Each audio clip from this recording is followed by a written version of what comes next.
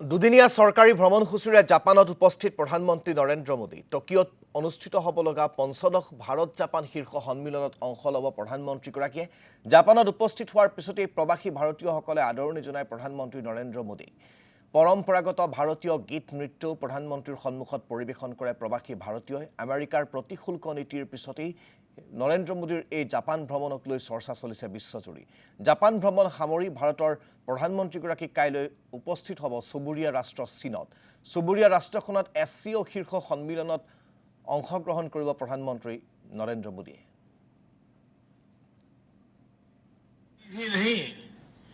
Appreciate भी किया है।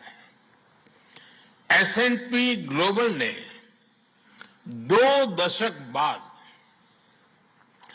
भारत के क्रेडिट रेटिंग अपग्रेड किए हैं।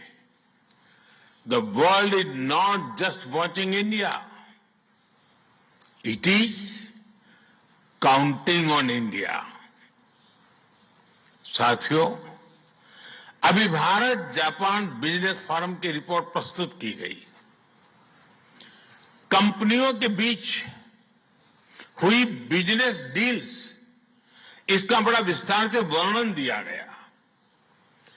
इस प्रगति के लिए मैं आप सभी का बहुत बहुत अभिनंदन करता हूं। हमारी साझेदारी के लिए मैं भी कुछ सुझाव बड़ी नम्रतापूर्वक आपके समक्ष रखना चाहूंगा। पहला है मैन्युफैक्चरिंग। ऑटो सेक्टर में हमारी भागीदारी बेहद सफल रही है और अभी प्रधानमंत्री जी ने इसका विस्तार से वर्णन किया।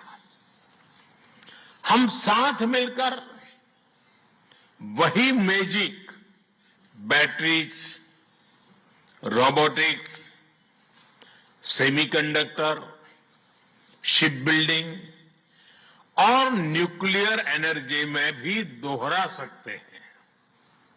साथ मिलकर हम ग्लोबल साउथ, विशेषकर अफ्रीका के विकास में अहम योगदान दे सकते हैं। मैं आप सबसे आग्रह करता हूं, कम make in India, make for the world. Suzuki और डाइकिन की सक्सेस स्टोरीज आपकी भी सक्सेस स्टोरीज बन सकती है। दूसरा है टेक्नोलॉजी और innovation. Japan tech powerhouse है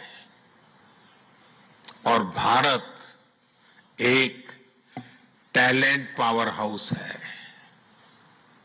भारत ने AI, semiconductor, quantum computing, biotech और स्पेस में बोल्ड और एम्बिशियस इनिशिएटिव लिए हैं।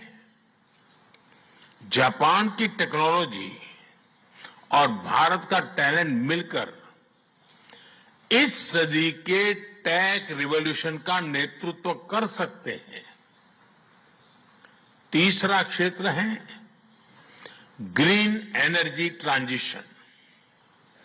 भारत तेजी से 2030 तक 500 गीगावाट रिन्यूएबल एनर्जी के लक्ष्य की ओर अग्रसर है।